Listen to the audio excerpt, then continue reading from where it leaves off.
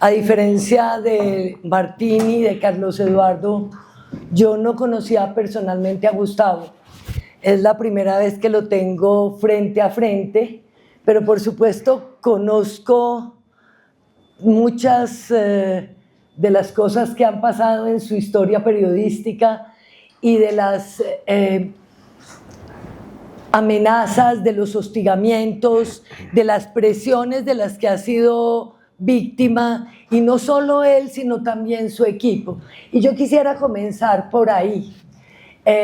Yo quisiera saber si con el pasar de los años han cambiado las maneras de ejercer la censura a un medio o a un periodista, y si ahora actualmente con las redes sociales, con la inteligencia artificial, los métodos con los que intentan silenciar a un medio como IDL, reporteros o a ti específicamente, son distintos, son más sofisticados, son más burdos. ¿Cómo opera eso hoy? Bueno, primero es un placer estar con ustedes aquí. Y en respuesta a tu pregunta, diré que sí hay cambios en algunos aspectos y en lo esencial no. La desinformación es uno de los principales aspectos que debe afrontar el periodismo, sobre todo el periodismo de investigación, que busca relatar, expresar la verdad de los hechos. Y la desinformación es un mecanismo poderoso para contrarrestar aquello, porque al fin y al cabo es la mentira disfrazada de verdad. Y entonces tiene que llegar a lograr ese proceso cognitivo mediante el cual resulta convincente aquella mentira y demostrar de que aquellos que han hecho el trabajo periodístico de sacar asuntos cuya verdad de los hechos es relevante, es importante para todos, en el fondo estaban mintiendo y estaban siendo promovidos por agendas siniestras, por planes globalistas, en fin, por todo aquello. Entonces, pero, ¿es nueva la desinformación? Ciertamente no lo es. En el siglo pasado, tanto el nazismo, el fascismo, como el estalinismo llevaron la desinformación a niveles de logro sumamente alto, sumamente alto. Por supuesto, también ha habido otra desinformación que se ha dado en contextos bélicos, pero no me voy a referir a ella. Entonces, la diferencia que hay es que ahora se puede lograr mucha mayor difusión en menor tiempo y que ahora se puede lograr una proliferación de medios, de puntos de emisión que antes no era lo suficiente, que antes obligaba a hacer acciones mucho más sofisticadas. Si tú querías meter, por ejemplo, una mentira para que circulara en América Latina, de repente aquella mentira inicial lograbas que fuera publicada en un periódico de Malasia y que eventualmente fuera reproducida por otro y que por esa vía empezara a introducirse. Pero ahora sencillamente con las cadenas de bots, con todos los tipos diversos tipos de ataques que se puede hacer, es posible.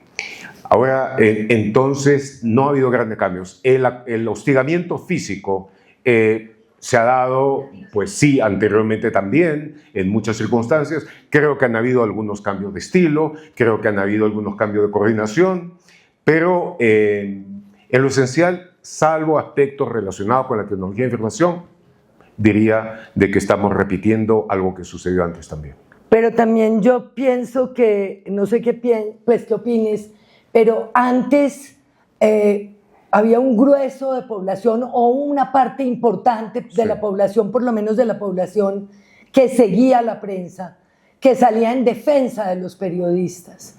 Y hoy lo que uno ve es que muchas veces, por ejemplo, el gobernante ataca al periodista o la multinacional ataca al periodista o la empresa o lo que sea ataca al periodista y la gente celebra que ataquen al periodista. Celebra y le dice periodista mentiroso, aplaude las actitudes de los gobernantes contra la prensa. ¿Cómo crees que podríamos, digamos, enfrentar eso? Porque es una realidad que hay redes sociales y que los periodistas estamos dejando de ser intermediarios muchas veces. ¿Qué parte de la desinformación? Ahora, yo no creo tampoco que, salvo ciertas cosas, antes haya sucedido siempre que cuando se hacía una buena investigación y salía a la luz y se atacaban los medios, la gente saliera inmediatamente a defender a los periodistas. Ciertamente no. Y en muchas ocasiones, gran parte del problema eran los medios. Eran los propios medios, aquellos medios que estaban hechos para defender determinadas posiciones, para aprobar y difundir algunas cosas y para ignorar otras por completo, medios que estaban vinculados con su estructura propietaria y todo eso.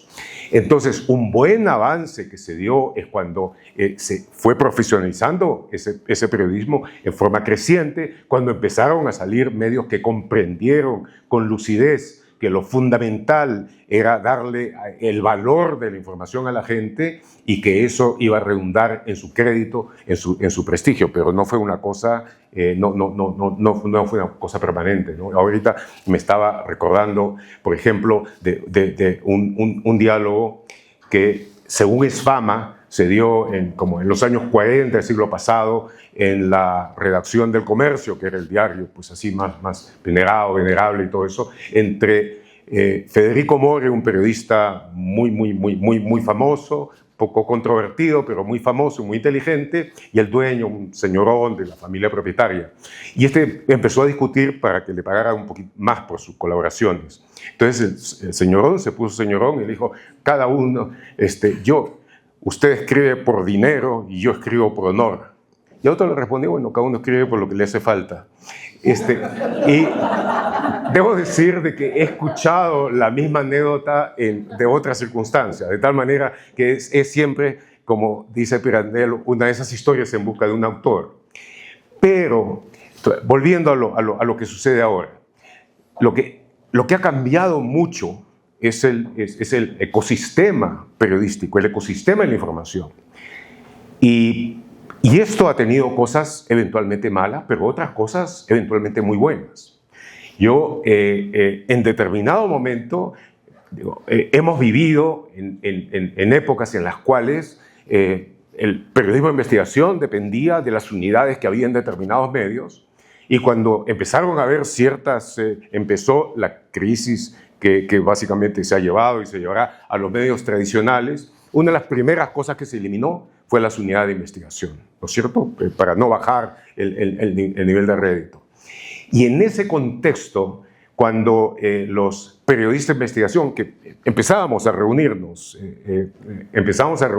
y a tratar de establecer cosas comunes, había una persona como un brasileño muy ilustre que se llama Rosenthal Alves, que clamaba que el periodismo de investigación está siendo asesinado. Pues en ese contexto empiezan a salir estas pequeñas publicaciones de periodismo de investigación sin fin de lucro, pequeñas redacciones que le dieron toda una nueva entidad al periodismo de investigación.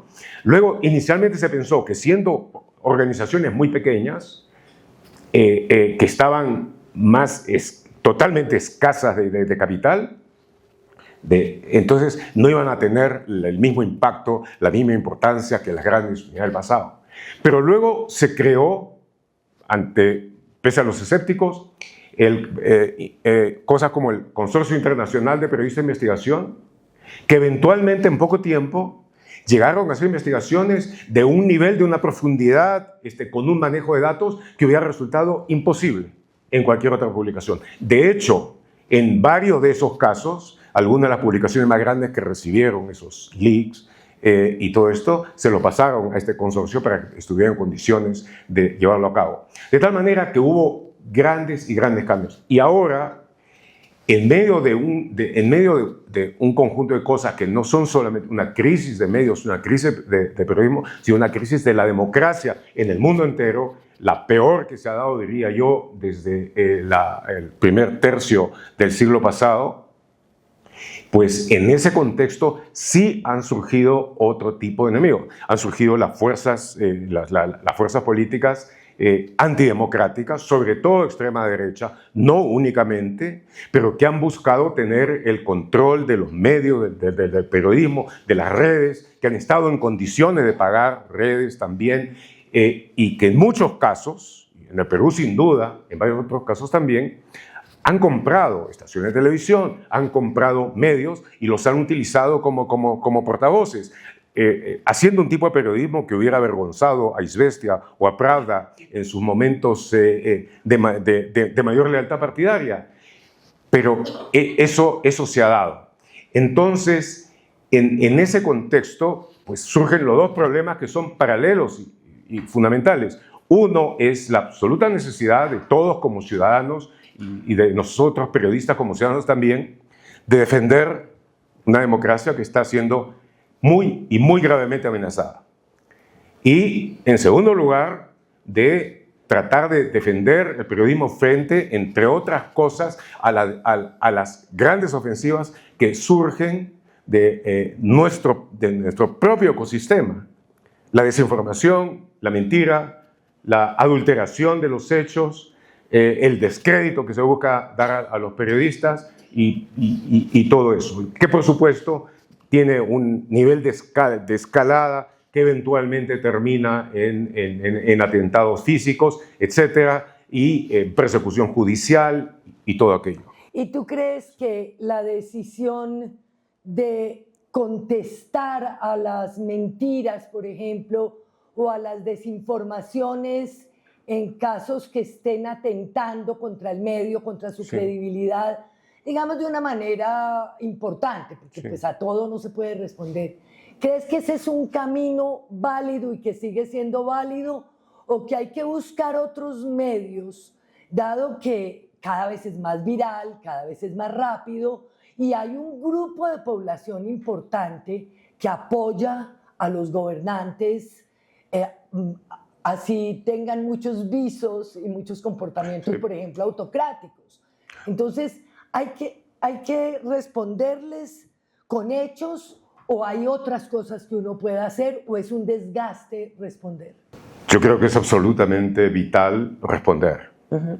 Lo que pasa es que hay que hacerlo con inteligencia, hay que buscar de que tenga la mayor resonancia, la mayor llegada y todo esto. Y hay que, así como las unidades fragmentadas del periodismo de investigación encontraron la forma de consorciarse, en algunos casos también la unidad, el consorcio, así sea temporal, de diversas publicaciones de periodismo investigativo, sobre todo, pueden ayudar muchísimo. En el caso de IDL Reporteros, nosotros hemos sido objeto de una de las agresiones de desinformación más intensas, diría yo, en la historia de América Latina durante los últimos años. En nuestro caso, por ejemplo, el CLIP, y la mayor parte de ustedes me imagino conocen el CLIP, hizo una investigación sobre esos ataques a nosotros. Nosotros cooperamos, pero a la vez estuvimos muy contentos de que esa investigación fuera hecha por profesionales que no tenían una participación directa en esto, y lo que ellos sacaron, aunque fue bastante grande, porque tuvieron que hacer análisis de sistemas y todo aquello muy a fondo, pues fue extremadamente esclarecedor, y luego de eso nosotros continuamos ya desgranando y revelando aspectos específicos, aspectos determinados allá. Y debo decir de que esta proliferación de medios también ha significado, entre otras cosas, un crecimiento de nuevas publicaciones, en Internet, que utilizan nuevos lenguajes, algunos de ellos francamente muy cropolálicos, pero que están muy vinculados con los valores de la democracia. Entonces, los sicarios de la desinformación ahora tienen a grupos dentro de la democracia que se dedican a atacarlos a ellos.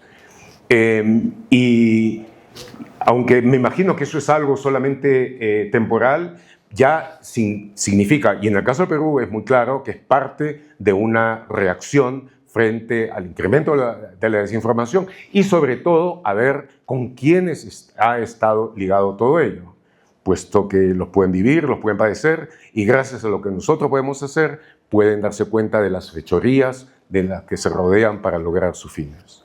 Yo pensaría que en tu carrera te ha tocado que el gobernante de turno te diga, por favor no publiquen esto, que esto es por seguridad nacional o por intereses más altos de la patria. Sí. Y habrá momentos en los que uno dice, pues sí, puede ser inoportuna esta publicación en este momento, tengo que conocer otros factores. ¿Cómo has manejado esa situación si te ha tocado? Porque eso de alguna manera podría ser una forma de intentar censurar a un periodista, pero también podría ser una irresponsabilidad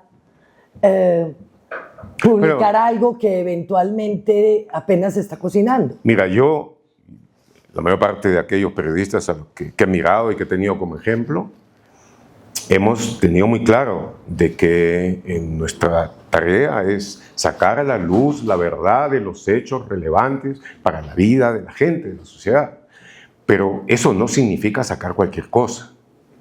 Y si alguien muy seriamente llega y dice, este es un asunto que concierne a la seguridad nacional, bueno, nuestros problemas de seguridad nacional no son tan grandes, por de todo, ¿no? Pero si llegan y te dicen eso, uno tiene la obligación de examinarlos, ver si tienen razón o si no tienen razón y de tomar luego una decisión. Hay muchas otras cosas, como cuando uno ha tenido que cubrir secuestros, competición de rescate y todo eso, donde te llegan informaciones en donde hay que sopesar en forma extremadamente cuidadosa. Si sacarlas en ese momento puede tener consecuencias muy negativas o nefastas.